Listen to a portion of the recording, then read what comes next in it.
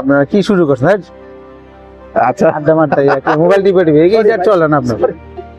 এটা আসলে আমাদের কাছে নেশার মতো হয়ে গেছে, যে এটা আমাদের মোবাইলটার দৈনন্দিন একটা অংশ হয়ে গেছে। আমরা সারাক্ষণই আমরা এগুলি চালাই। আমাদের যদি বেশি অবস্থা, আমরা তো বাইশে আসলে একটু চালাই। আমাদের যদি বেশি খারাপ অবস্থা হলে আমাদের বাচ্চাদের, হ্যাঁ, এটা তারা পড়াশোনা ছোট পোলা বাইরে খাওয়াইতে হইলে দেখা গেছে মোবাইল দিতে হইব, ওই কোনো কিছু ম্যানেজ করতে হইলে মোবাইল দিয়া, সবকিছুতেই মোবাইল দিয়া ম্যানেজ করা। আচ্ছা, আমার একটা আপনাদের এখন তো আপনার দীর্ঘদিন লম্বা একটা ছুটি কাটাইতো বাচ্চাদের স্কুলের পড়াশোনা শেষ করে, এই সময় তো আপনার লম্বা সময় একটা গ্যাপের পরে আপনারা বাচ্চারা কি করতেছে? আচ্ছা, আমার একটু বলে আমি জানার জন্য, একটু নিজের জানার জন্য, যে এই লম্বা গ্যাপের পরে বাচ্চারা কি মনোযোগ হইতে পারে? আর আপনারা এটা শিক্ষক হিসাবে আপনারা কি ওই লম্বা বন্ধের পরে আপনারা কতটুকু এটা আপনার কতটুকু আগ্রহী হয়ে লম্বা ইয়ে করে যাই? ভাই আসলে কি যে ধরেন বাচ্চা গো পড়াশোনার আগ্রহ তো মানে কি বলবো, আর একটা সময় যেই ধরনের ছেলে মেয়েরা ছিল ক্লাসের মধ্যে, আমরা ক্লাসে গেলে ওরা সবাই চুপ থাকতো, ওদের আগ্রহ অপেক্ষা করতো টিচার কি বলে। আর এখন ক্লাসে ঢোকার পরে টিচারদের হাতে কিছু ডাস্টার থাকলে টেবিলে চাপড়াইতে হয়, ধমকাইতে হয়, চুপ করো, কথা শোনো। তারপর নিয়ন্ত্রণ হয় না, কিছুক্ষণ পর পরই পাবলিসিটি। এখন এই যে সমস্যাগুলি, আর সবচেয়ে বড় কথা হইলো দেখেন, আপনি একটা কাজ যখন প্রপারলি করবেন, বা আপনার আমি একটা কাজে নিযুক্ত হয়েছেন, সেই কাজ থেকে 100% বেনিফিট আশা করবো, তাহলে ওই কাজটা আপনার কাছ থেকে আমি তখনই প্রপারলি পাবো যখন আপনার বেসিক চাহিদাটা আমি পূরণ করতে পারবো। ঠিক আছে? যে বর্তমান বাংলাদেশের যে প্রেক্ষাপট, এই প্রেক্ষাপটের শিক্ষকতা পেশাটা হচ্ছে একটা অভিশপ্ত পেশা হয়ে গেছে। কেন? এর পিছনে অনেকগুলো কারণ আছে। তার মধ্যে প্রথম কারণ যেটা আমার মনে হয় আর কি, যে একজন শিক্ষকের ফ্যামিলি মেনটেন্স করতে, বিশেষ করে এমপিভুক্তের কথা বলছি আর কি, বাংলাদেশে প্রায় 5 লক্ষ এমপিভুক্ত শিক্ষক কর্মচারী আছে।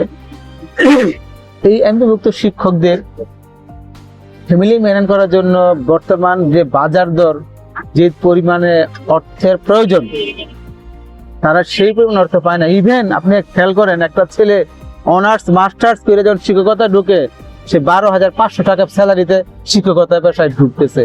এই 12,500 টাকা দিয়ে সাথে তার বাবা ভাই বোন নিয়ে কিভাবে চলবো? এই 12,500 টাকা বেসিক স্যালারি না টোটাল স্যালারি? মূল স্যালারি 12,500, সব মিলে তার কত? সব মিলে 12,500 মাত্র 12,500? হ্যাঁ, স্টার্টিং 12,500। স্টার্টিং এমপিভুক্ত একজন টিচারের 12,500 টাকা সরকার তাকে বেতন দেয়। একটা গার্মেন্টস শ্রমিকের, আর স্কুল থেকে হয়তো 1-2,000 3,000, আবার অনেক স্কুল আছে দেয় না, যাদের অ্যাবিলিটি নাই।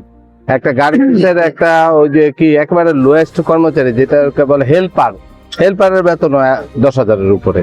তো একটা টিচার আর ওভারটাইম আছে। এমপিও ভুক্ত, তারপরে তো একটা মানে আছে, এমপিও ছাড়া যেগুলো আছে, যেগুলো যে কেজি স্কুল বা এমনি বেসরকারি স্কুলগুলো, এগুলির তো কথা না বললেই চলে। জানি এদের বেতন একবারে এমএ পাস কইরা 3,000, 4,000, 5,000 টাকা বেতনে একেবারে। এইটা আসলে বড় কথা হইলো যে আমাদের যে কর্মসংস্থানের যে ক্ষেত্রটা, এই কর্মসংস্থানের ক্ষেত্রের মধ্যে নিজেকে যোগ্য করে তুলতে হইব। যোগ্য লোক যদি তার যোগ্যতায় ভালো অবস্থান যাইতে পারে, সেক্ষেত্রে হইলো হয়তো তার কিছুটা চলে। বাট শিক্ষকতা পেশা যারা আসতেছে, এখন দেখা গেছে সে অনেক যোগ্য, কিন্তু তার যোগ্যতা অনুযায়ী সে কাজটা পাচ্ছে না। আর আমাদের দেশের যে অবস্থা, পলিটিক্যাল যে ব্যাপারগুলো আছে, এর কারণে দেখা গেছে যে যারা যোগ্যতম এরা অনেক সময় পরীক্ষা দিয়েও জায়গার মতো ঢুকতে পারে না, শুধুমাত্র আত্মীয়করণের কারণে বা দলীয়করণের কারণে। এই জন্য মেধাবী ছেলেগুলো কোনো উপায় না পাইয়া কি করে, বাধ্য হয়ে শিক্ষকতা পেশার মধ্যে আসে। আইসা দেখা গেল যে কোন জায়গায় ভালো স্কুল গ্রাজুয়েট না পারে, তখন একটা পাড়ার হয়তো থাকলে ওই যে বলেন 2,000-3,000 টাকা একেবারে খুব মানবেতর অবস্থা ভাই এগুলি একেবারে। আপনি যদি এই চ্যাপ্টারটা বাদ দিয়ে শুধু ধরেন যারা আমরা সে সে যারা কম MBA বেতনে চাকরি করলে এইখানে কিন্তু শেষ না, সে যখনই কম বেতনে চাকরি করবে তখন তার চাহিদা মাসে 20,000 বা 30,000 বা 40,000 টাকা, সে পাইতেছে মাত্র দেখা গেছে 5,000 7,000 বা 8,000 টাকা পাইলো, বা দেখা গেছে আর একটু বেশি পাইলো, কিন্তু তার তো চাহিদা 30,000 টাকা। ফ্যামিলি নিয়ে সংসার চালাইতে হলে তার 30,000 35,000 বা 40,000 টাকা এমন একটা তার প্রয়োজন। শহরে তখন তখন তো তার বিকল্প চিন্তা করতে হয়। তখন তো পড়াশোনার দিকে সে চিন্তা করে না, সে চিন্তা করে যে আমি কোন রকম আমার ডিউটিটা পালন করবো, আমি ছাত্রটা গ্রহণ করলো কিনা আমার পড়াটা সেটা দেখার বিষয়টা, তার দায়িত্বটা সে পালন করার মতো সে রাইখা মানে পরবর্তী হাই স্কুলে গেলাম, পড়াইলাম, বাস শেষ। এই পর্যন্তই তার দায়িত্ব। তারপরেই তার মাথার মধ্যে ঢুকে যায় হলো তার আর্থিক চিন্তাটা, আমি আমার সংসার চালাইতে সংসার মূল হইলো চালাইতে। আমরা এই যে আর্থিক যে ব্যবস্থাপনাটা আছে বেরোতে পারতেছি না। আপনি চিন্তা করেন, যদি একজন মানুষের হাজবেন্ড ওয়াইফ আর 2টা বাচ্চা থাকে, ধরেন বাপ মা ফালাই দিলাম, 4টা মানুষ। বর্তমান বাজার যে দ্রব্যমূল্যের যে ঊর্ধ্বগতি, এই ঊর্ধ্বগতির কারণে 4টা মানুষের সংসার চলতে গেলে এবং ওই 2টা ছেলে মেয়ে লেখাপড়া চালায়া মোটামুটি ডাইল ভাত খেয়ে চলতে গেলে তার অন্তত পার মান্থ মিনিমাম 30 থেকে 40,000 টাকা দরকার গড়ে। অথচ ওই একজন শিক্ষকতার পাশে এসে শিক্ষক হিসেবে ঢুকতেছে এমপি ভুক্ত 12,500 দিয়ে তার শুরু হয় চাকরি। এরপরে বছরে বছরে 5% ইনক্রিমেন্ট হইতে হইতে দেখা গেছে যে তার 30,000 টাকা হইতে মোটামুটি 7-8-10 বছর লেগে যেতে পারে। তো তখন সে কিভাবে চলবে, এতদিন কিভাবে চলবে? আর 8-10 বছর পরে যে 30,000 টাকাই তার সংসার চলবে এমন তো না, আরো দিন যাবো, আরো জিনিসের দাম বাড়বে, আরো খরচ বাড়বো, তাই না? অথচ আমাদের দেশে যদি শিক্ষার পিছনে বিনিয়োগ হইতো, একটা ভালো কথা বলছেন, হ্যাঁ, বিনিয়োগ আপনি যদি বিনিয়োগ না করতে হ্যাঁ, পারেন, বিনিয়োগ না হইলে শিক্ষা ব্যবস্থাকে আমরা ডেভেলপ করতে যত পারবো। চিল্লাচিল্লি করেন হ্যাঁ, শিক্ষার খাতে দেখেন বিনিয়োগ গুলা কোথায় হয়। মাধ্যমিক শিক্ষার ক্ষেত্রে বলছি, আমি প্রাইমারি আর ইউনিভার্সিটি যাচ্ছি না। মাধ্যমিকে বিনিয়োগ গুলা হয় কোথায়? বেশিরভাগ ক্ষেত্রে বিনিয়োগ হয় ট্রেনিং সেশনে, তারপর ওই যে ভবন উন্নয়নে, যন্ত্রপাতি কেনায়, বিভিন্ন খাতে বরাদ্দ হয় প্রচুর পরিমাণে। এবং এমনও হয় যে ট্রেনিং খাতে বরাদ্দ হয়েছে, বছর করে ট্রেনিং শেষ হয়ে গেছে, টাকা রয়ে গেছে, এই টাকাটা ফেরত যাচ্ছে। বাট শিক্ষকদের জন্য বরাদ্দ দেওয়া হয়, এমনও ট্রেনিং দেওয়া হয়, ট্রেনিং নামে শুধু একটা দ্বারা করায়। এরপরে ট্রেনিং ধরেন, ঠিক আছে, ট্রেনিং লাগবে, হ্যাঁ, শিক্ষকতা পেশায় নিত্য নতুন ট্রেনিং এর নিত্য নতুন অনেক কিছু অনেক কিছু আসে না। হ্যাঁ, কিন্তু ওরকম তো দেওয়া হয় না। না ট্রেনিং লাগবে। ধরেন ট্রেনিং দেওয়া হয় তো আমরা গ্রহণ করি না, বা কেউ কেউ গ্রহণ করি, কিন্তু আমরা শিক্ষকদেরকে দিই সবচেয়ে বড় সমস্যাটা হয়ে গেল না আপনি এই যে বয়স্ক শিক্ষকদেরকে ট্রেনিং দিচ্ছে কাদেরকে নিয়ে? না, এখন ইয়াংদেরকে দিচ্ছে, কিন্তু ব্যাপারটা হইলো আপনি যে বিনিয়োগটা করছেন কোথায়? আপনি বিল্ডিং এ বিনিয়োগ করছেন, বিল্ডিং তো আপনাকে ফিডব্যাক দিবে না। আপনি যন্ত্রপাতি কেন বিনিয়োগ করছেন, সেই যন্ত্রপাতি আপনাকে ফিডব্যাক দিবে না। আপনি শিক্ষকের পিছনে বিনিয়োগ করেন, যদি শিক্ষকের পিছনে বিনিয়োগ করে শিক্ষকের মৌলিক চাহিদা পূরণ করতে পারেন, তাহলে আপনি তার কাছ থেকে ফিডব্যাক আশা করতে পারেন, জাতীয় উন্নত। হ্যাঁ, কিন্তু আপনি শিক্ষকের ক্ষুধার্ত রাখা তার মাথায় হাত দিয়া তার পেট থেকে আপনি ভালো কিছু আশা করতে পারেন না, পাইবেন না কোনো সময়ই না। আপনার রাষ্ট্রের এই যে আপনার একটু উদাহরণ দেয়, আপনার এই জয়ললিতা তামিলনাড়ুর মিনিস্টার ছিল, উনি আইসে কিন্তু সবচেয়ে বেশি বিনিয়োগ করছে শিক্ষকতায়, মানে শিক্ষার পিছনে বেশি বিনিয়োগ করছে। এবং তামিলনাড়ু ভারতের সর্বশ্রেষ্ঠ স্টেট শিক্ষা দীক্ষার দিক থেকে, জ্ঞান বিজ্ঞানের দিক থেকে। এখন বর্তমান যে যুগ, এই যুগ অনুযায়ী যদি আপনি একটা উন্নয়নশীল দেশে শিক্ষায় বিনিয়োগ থাকতে মিনিমাম জিডিপির 5%, বাট আমাদের সেই নাই। আমাদের পার্শ্ববর্তী দেশ আফগানিস্তান খুব দরিদ্র দেশ, নেপাল যুদ্ধবিধ্বস্ত, নেপাল অনেক গরিব দেশ। এই 2টা দেশে যদি আপনি তাকান, আমাদের ওদের শিক্ষায় বিনিয়োগ বেশি এবং শিক্ষকদের সম্মান বেশি, এবং শিক্ষকদের বড় বিষয়। আবার আপনি যদি দক্ষিণ কোরিয়াতে যান, সেখানে দেখবেন শিক্ষকের সম্মান মন্ত্রীর মর্যাদার সমান। জাপানের শিক্ষকদের মর্যাদা মন্ত্রীর সমান। শিক্ষকরে যেই দেশে সম্মান দেয়া হয় আর শিক্ষার পিছনে বিনিয়োগ করা হয়, মানে শিক্ষার পিছনে বিনিয়োগ বলতে শিক্ষকরা যদি আপনি তার আর্থিক নিরাপত্তা দিতে পারেন, তাহলে আপনি তার কাছ থেকে অবশ্যই তার ফ্যামিলি চালাইতে পারবে, টেনশন ফ্রি, সে তখন মনোযোগী হবে। হ্যাঁ, এবং আপনি তার কাছ থেকে ভালো একটা আউটপুট পাইবেন, কিন্তু আশা করা যায়। এই জায়গার মধ্যে একটা বিষয় আছে। ধরেন যারা ঘুষ খায় তাদের যদি আপনি 1 কোটি টাকা বেতন দেন, এটা আমার মনে হয় আর কি, তাদের যদি 1 কোটি টাকা বেতনও দেন, তারা মনে করবে এটা আমার ব্যাংকে থাকুক, তুমি আমাকে কামাই দিবে। এখানে শিক্ষকতা মানে আমি পেশায় তো বলছি আপনার আমি কথাটা, বলতেছি, মানে এটা হলো যারা শিক্ষকতা আপনাদের তাদেরকে যদি আপনি 5 লাখ টাকা করে বেতনও দেন ন্যূনতম, হুম, তারা কি এই আপনার বেচ করাবে বা তারা কি ওইভাবেই করবে? তাতে মানুষ একটা ভালো পয়েন্ট মনে করছে আমরা বেচিং এর ব্যাপারটা। তো শিক্ষক 1 নম্বর হলো শিক্ষকতা পেশা, যারা আমরা সাধারণ শিক্ষক আছি এদের কোনো 2 নম্বর রাস্তার ইনকামের কোনো রাস্তা নাই, হ্যাঁ আমি কিন্তু এটা নাই। বাট কোচিং বাণিজ্য যেটা আছে, যেমন আমি এই যে হাই বাইকটাকে বলছিল যে ক্লাস শেষ হওয়ার পরের সঙ্গে সঙ্গে আমার চিন্তায় দৌড়াই কোথায় যাবো আমি। কোচিং বাণিজ্যটা এটা খুব একটা মানে আমাদের সব বিশেষ করে শিক্ষা ব্যবস্থার মধ্যে এটা একটা ওই যে ডায়াবেটিসের মতো পচন ধরাইছে শরীরের মধ্যে, শিক্ষা ব্যবস্থার মধ্যে। আর এই কোচিং ব্যবস্থাটা বন্ধ নিয়ে ইতিপূর্বে যত শিক্ষামন্ত্রী ছিল প্রত্যেকেই এটা নিয়ে সোচ্চার হয়েছে এবং সবাই চাইছে এই কোচিং ব্যবসাটা বন্ধ করার জন্য। এখন কোচিং ব্যবসাটা বন্ধ আপনি কখন পারবেন, এটার জন্য অনেকগুলো আপনাকে পদক্ষেপ নিতে হবে। তার মধ্যে প্রথম পদক্ষেপটা হইলো আপনি শিক্ষকের মৌলিক চাহিদা পূরণ করেন। দ্বিতীয়ত হইল এই যদি আপনি আমাদের যে শিক্ষা ব্যবস্থাটা আছে এই শিক্ষা ব্যবস্থা আরো কিছু উন্নয়ন ঘটাইতে হইব। আমাদের এই বাংলাদেশে যে শিক্ষা কমিশন আছে, এই শিক্ষা কমিশন অন্তত প্রতি 10 বছর পর পর একটা করে নতুন করে শিক্ষা কমিশন হয় বা হওয়া দরকার, এবং যুগের সঙ্গে তাল মিলাইয়া শিক্ষা ব্যবস্থাটাকে কি করা মোটিভেশন করা প্রয়োজন।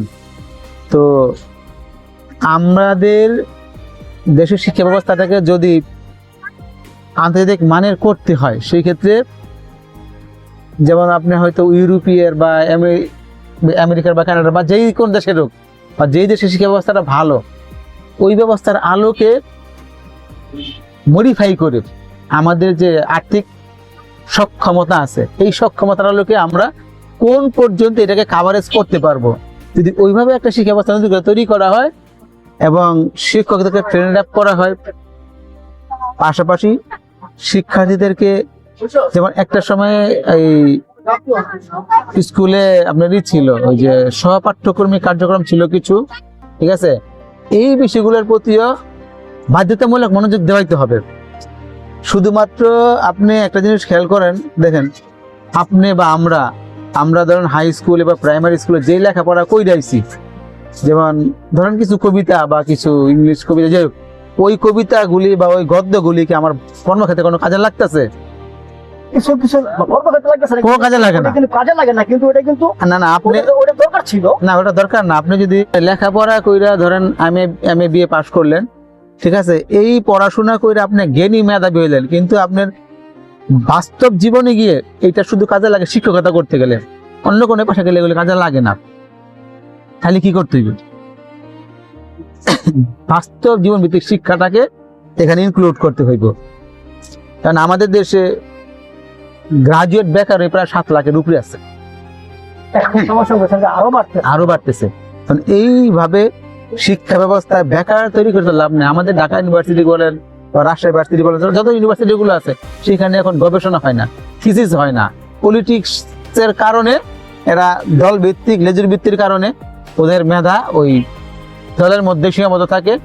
যেই দলই বলেন আপনি দলীয় ভাবে এরা কি করে, বেনিফিটেড অর্থ ইনকামের রাস্তায় চলে যায়, যার ফলে সেখানে কোনো গবেষণা হয় না, কোনো থিসিস হয় না, আবিষ্কার নাই।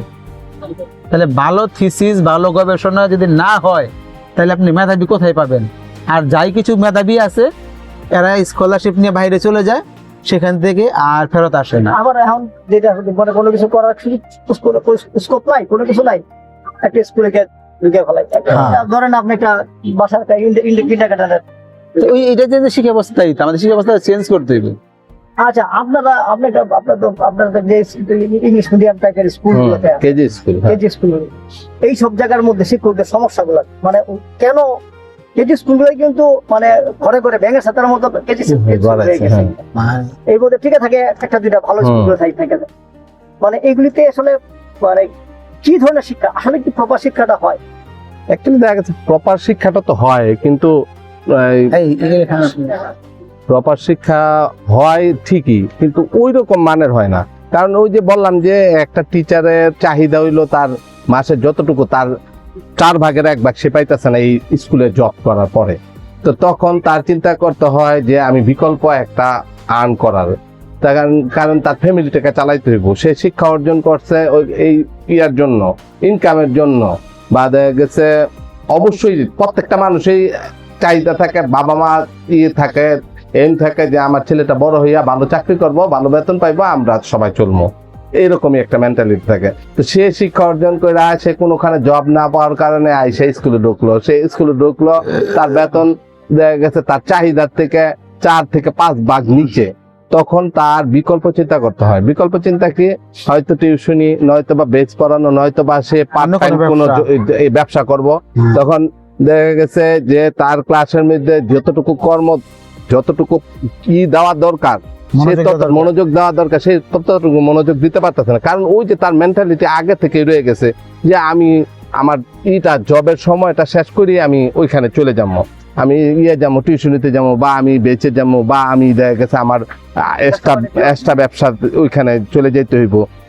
মনোযোগটা তার ওইখানে ওরকম ভাবে হয় না, যার কারণে পড়াশোনাটাও তারপরে আবার ওইরকম মানে নন এমপি শিক্ষকদের, যারা নন এমপি বা কিন্ডারগার্টেন শিক্ষক আছে, এদের আরেকটা বড় প্রবলেম হইলো যে কর্তৃপক্ষ চাইলো না এই তুমি কালকে থেকে আইসো না। হ্যাঁ, আপনারা মানে একেবারে না। এটা খুব হ্যাঁ, বাজে একটা এটা মানে জিনিস। এমন একটা ধরেন সমস্যা। আপনি হ্যাঁ, একটা ধরেন সে একটাই করতে পারে যে একটা ফোন করে বলে দিল অফিস থেকে, এই তোমার কালকে থেকে অফিসে আসার দরকার নেই, স্কুলে আসার দরকার নেই। হ্যাঁ, এই ধরনের ব্যাপার মানে কিছু করার নাই। এটা কিন্তু খুবই জঘন্য একটা বিষয়। এবং এই রকম মানসিকতাটা নিয়ে কাজ করতেছে কিন্ডারগার্টেন বা নন এমপি টিচার গুলো, যার জন্য হইলো না তাদের দেখা গেছে মতের বাইরে গেল হ্যাঁ যে এখানে কেজি স্কুলগুলোতে বেশিরভাগই বিজনেস হইতেছে। আপনি বড় বড় দেখেন ঢাকা ও অনেক স্কুল আছে, এমন স্কুল আছে যে বড় বড় সচিব বা দেখা গেছে এই বড় বড় এই প্রশাসনের বড় বড় কর্মকর্তারা একটা স্কুল দিয়া বসে, সেখানে সেই স্কুলটা চালাইতেছে, ওইখানে বৈশা থেকে সেই স্কুলটা চালাইতেছে।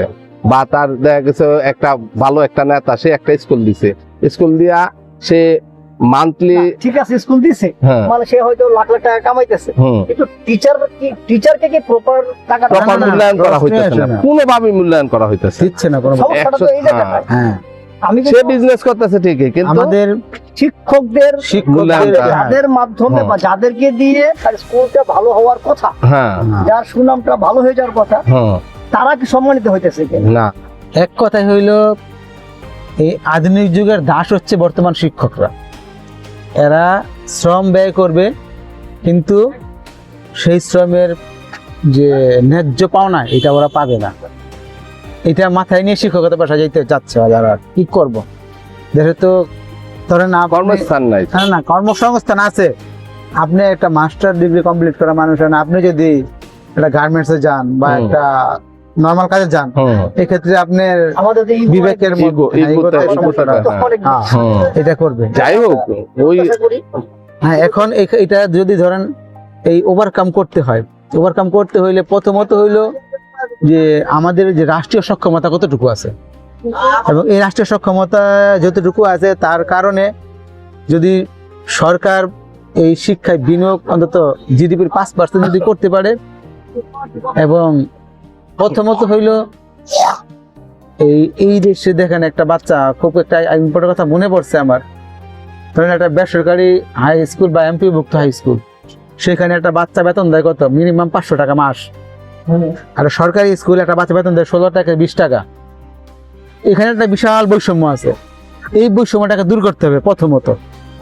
দ্বিতীয়ত হইল এই শিক্ষা ব্যবস্থা যদি জিডিপির 5% বিনিয়োগ হয়, এবং মাধ্যমিক শিক্ষা অর্থাৎ মাধ্যমিক লেভেল পর্যন্ত গভর্নমেন্ট শিক্ষাটাকে অবৈতনিক করতে পারে সব শিক্ষার্থীর জন্য, সরকারি বেসরকারি সব। কিন্তু সেক্ষেত্রে আপনার বেসরকারি স্কুলগুলো চলবে কিভাবে? ওদেরকে জাতীয়করণ করতে হবে। যদি মাধ্যমিক যে এমপিভুক্ত স্কুলগুলো আছে এগুলোকে জাতীয়করণ করে ফেলে এবং মাধ্যমিক শিক্ষাটাকে অবৈতনিক করে ফেলে নামমাত্র বেতন নিয়ে শিক্ষার্থীদের কাছ থেকে। এবং আরেকটা কাজ করতে হইব, সেটা হচ্ছে যে এটার পাশাপাশি যদি স্কুলগুলিতে দুপুরে বাচ্চাদের পুষ্টিকর খাবার দেওয়া হয়, একটা জাতি তখন স্ট্রং হইব যখন সেই জাতির বাচ্চারা স্ট্রং হয়ে গইরা উঠবো। আপনি এই একটা বাচ্চা যদি পুষ্টি না পায়, শক্তি না পায়, তাহলে সে বড় হয়ে দুর্বল হয়ে উঠবো। আর দুর্বল জাতি দিয়ে আপনি স্ট্রংলি দেশ গড়তে পারবেন না, কখনোই না। দেখি আমাদের সরকার, নতুন সরকার আসছে, শিক্ষা নিয়ে কিছু কাজ করতেছে, আমরা সেই নতুন আশা শিক্ষামন্ত্রীর করবো। কাছে আমাদের অনেক প্রত্যাশা। প্রত্যাশা দেখি আমরা হ্যাঁ। অন্তত শিক্ষকদের আমরা চাই যে অন্তত শিক্ষকদেরকে, যে এই যে আপনি একটা কথা বলছেন, আধুনিক যুগে শিক্ষকরা হইলো দাস, মানে একদম বাকি খত দিয়ে মতোই কাজ করতেছে। তো অন্তত শিক্ষকদের একটু মূল্যায়ন করা হলে শিক্ষকরা ভালো শিক্ষা দিতে পারবে। আমাদের সেটা এরকম থাকে।